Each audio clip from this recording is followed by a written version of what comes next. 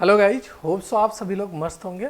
आज अपन लोग एक बेहतरीन कॉन्सेप्ट को सीखते हैं जो स्टील स्ट्रक्चर का बेहतरीन कॉन्सेप्ट है। बेटा, बहुत से स्टूडेंट हमेशा डाउट में रहते हैं कि सर किसी भी कनेक्शन का शियर स्ट्रेंथ डिटरमाइन करते समय, उसकी शियर स्ट्रेंथ निकालते समय सर कब 1 मल्टीप्लाई होगा, कब 2 मल्टीप्लाई होगा, कब 3 मल्टीप्लाई होगा, कब 4 मल्टीप्लाई होगा, उनको हमेशा डाउट रहता है। एक्चुअल में नंबर ऑफ शेयरिंग प्लेन को गिन नहीं पाते हैं, नंबर ऑफ शेयरिंग प्लेन को काउंट नहीं कर पाते हैं। तो इस डाउट को आज 100% क्लियर करने वाला हूं, लेकिन थोड़ी सी पहले इस चैप्टर की भूमिका बनाते हैं। बच्चों, अगर किसी भी कनेक्शन को फॉर्मेट करना है तो मेनली आपको क्या करना पड़ेगा, मेनली आप किस टाइप से कनेक्शन बना सकते हो।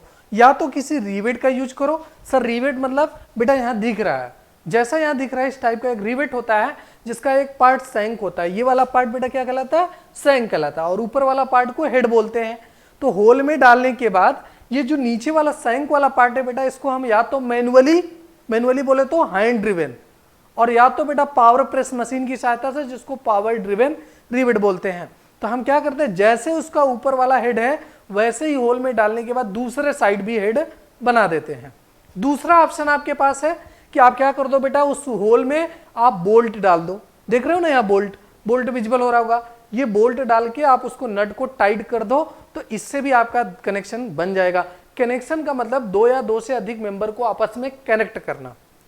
और सर क्यों रिक्वायरमेंट होती है, आप बताओ। अगर मैं आपसे पूछता हूं बताओ कनेक्शन की क्यों रिक्वायरमेंट होती है, तो सभी के कमेंट आपके कमेंट बॉक्स में आने चाहिए। कनेक्शन की रिक्वायरमेंट क्यों होती है, ये सारी बातें आप मुझे कमेंट करके बताने वाले हो कि क्यों हम एज ए सिविल इंजीनियर हमेशा कनेक्शन को पढ़ते हैं, कनेक्शन को डिजाइन करते हैं, और हमारे सिविल इंजीनियरिंग वर्क में क्या रिक्वायरमेंट है कनेक्शन का। ये बात क्लियर? ठीक है सर। दो ऑप्शन हो गए सर, या तो बोल्ट से बना सकते हैं या तो बेटा क्या कर सकते हैं, रिवेट से बना सकते हैं। तीसरा मेरे पास जो ऑप्शन है बेटा, that is known as welding. एक बेल्डिंग प्रोसेस होता है, उस प्रोसेस के थ्रू भी हम किसी कनेक्शन को बना सकते हैं। मतलब दो मेंबर को आपस में क्या कर सकते हैं, बेल्डिंग की हेल्प से कनेक्ट कर सकते हैं। That is the third type of connection. ये सारी बातें क्लियर? अब बेटा यहां मैं जो एक लाइन लिखा हुआ हूं ना, types of connection on the basis of arrangement of plate.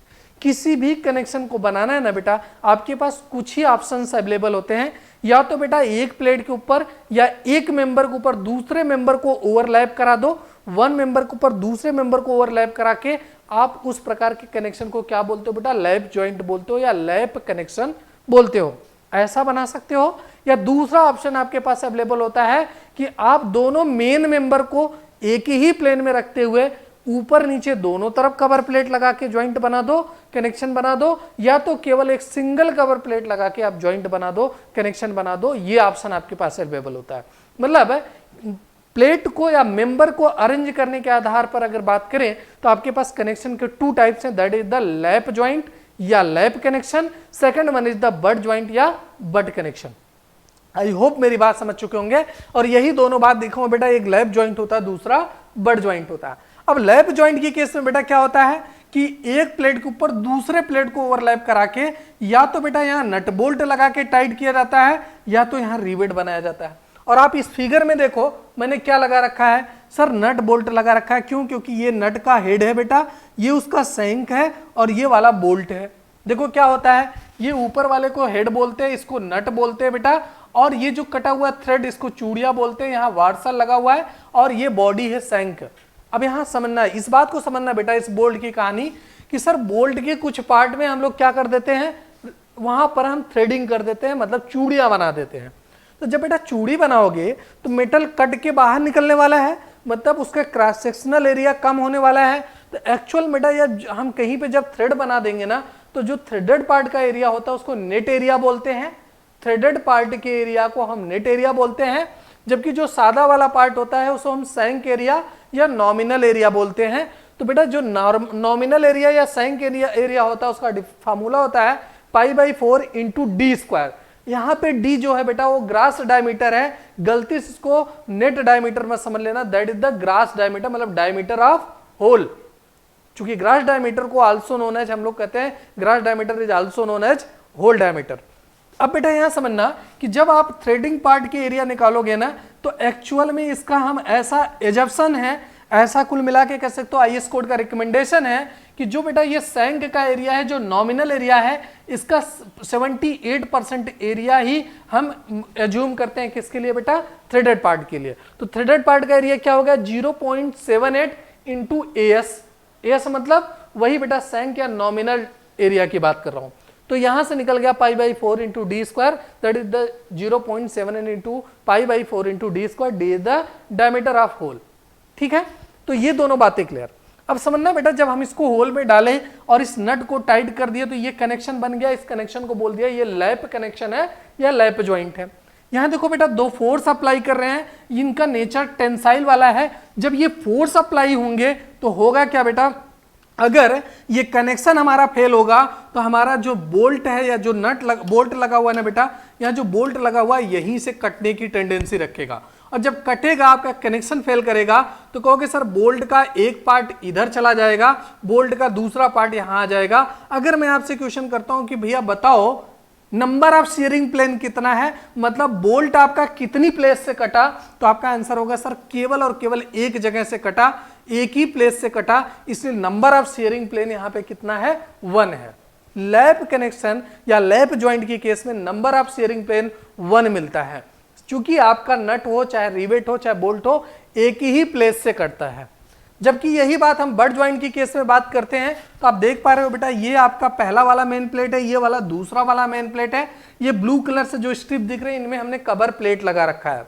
तो इन कवर प्लेट के थ्रू हम क्या कर रहे हैं बेटा, ये नट बोल्ट लगा के हम यहाँ ज्वाइंट या कनेक्शन को बना रहे हैं। अब अगर इस पे देखो तो P फोर्स लगा हुआ है, डायरेक्ट टेंसाइल नेचर, और इस फोर्स के इफेक्ट में अगर ये कनेक्शन फेल करता है तो कैसे फेल करेगा, क्योंकि सर अगर ये वाला बोल्ट कट रहा है तो यहां से कट के बेटा ये बोल्ट ऐसे निकलेगा, और ध्यान से देखो ये बोल्ट कितनी प्लेस से कटेगा, एक तो सर ऊपर से कटेगा, एक से नीचे कटेगा, ये 2 प्लेस से कटेगा, तब जाके ये प्लेट यहां से बाहर निकलने वाली है। तो बेटा ये देखना कितनी जगह से शेयरिंग हुई, नंबर ऑफ शेयरिंग प्लेन कितना सर, 2 हुआ। नंबर ऑफ शेयरिंग प्लेन कितना सर, 2 हुआ। ये केवल एक रिवेट एक बोल्ट की बात कर रहा हूं।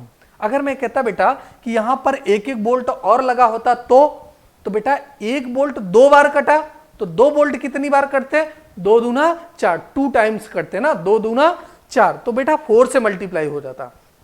मतलब जितने नंबर ऑफ रिवेट यहां होंगे बट की कनेक्शन में उतने का 2 टाइम्स यहां पर नंबर ऑफ शेयरिंग प्लेन होगा जब आपका कनेक्शन फेल करेगा। और यहां की केस में सर जितने नंबर ऑफ जितने नंबर ऑफ बोल्ट होंगे या नंबर ऑफ रिवेट होंगे उसका बेटा क्या होगा, अगर मैंने बोला यहां पे इसमें 3 रिवेट लगे हुए हैं या 3 बोल्ट लगे हुए हैं तो बेटा केवल और नंबर ऑफ शेयरिंग प्लेन 3 आने वाला है, क्योंकि तीनों नट एक एक बार शेयरिंग करेंगे, सिंगल शेयरिंग करेंगे, जबकि बट की केस में डबल शेयरिंग करेंगे। तो यहां पर बेटा 2 फार्मूले आते हैं आपके, एक तो WSM मेथड के अकॉर्डिंग क्या फार्मूला आता है, शेयरिंग स्ट्रेंथ ऑफ बोल्ट या शेयरिंग स्ट्रेंथ ऑफ कनेक्शन की बात करूं तो कहोगे n इंटू n क्या है बेटा, नंबर ऑफ शेयरिंग प्लेन है, यहां पर n की वैल्यू क्या हो जाएगी, बराबर 1 हो जाएगी। किसके केस में, लैप की केस में। अगर ये बट होता तो बेटा इसकी वैल्यू क्या हो जाती, 2 हो जाती। अभी एक ही एक बोल्ट लगा हुआ है, 2 लगा होता तो, अगर मैं बोला 2 बोल्ट लगाया होता तो क्या हो जाता, 2 दूना 4 हो जाता है n की वैल्यू, और यहां पे अगर 2 बोल्ट लगा होता तो n की वैल्यू 2 हो जाती। तो समझ गए, ये बेटा WSM मेथड में क्या होता है, स्ट्रेंथ या शेयरिंग स्ट्रेंथ की बात करूं, number of shearing plane into pi by 4 into D square. और याद रखिएगा d जो है बेटा ये डायमीटर ऑफ होल है, कभी भी इसे गलती से आप रिवेट का डायमीटर मत बोल देना, ये डायमीटर ऑफ होल है। और सिग्मा SP को हम लोग बोलते हैं परमिसिबल शेयरिंग स्ट्रेस। अगर पावर ड्रिवन रिवेट है बेटा तो इसकी वैल्यू 100 न्यूटन पर mm स्क्वायर होती है। अगर ये बेटा कैसा है, अगर पावर ड्रिवन रिवेट है तो इसकी वैल्यू 100 न्यूटन पर mm स्क्वायर होती है, और यदि बेटा ये हैंड ड्रिवन रिवेट है तो इसकी वैल्यू 80 न्यूटन पर mm स्क्वायर होती है। ये बात यहाँ क्लियर हो गई। लेकिन सर अगर LSM की बात करेंगे ना तो LSM में क्या हो जाएगा, बस वही बेटा, ये n क्या है, नंबर ऑफ शेयरिंग प्लेन है। अगर लैप ज्वाइंट होगा ऐसा जैसा मैं ज्वाइंट बनाया हूं तो यहाँ पे n की वैल्यू 1 होगी, अगर इस टाइप का ज्वाइंट होगा तो यहाँ n की वैल्यू 2 होगी।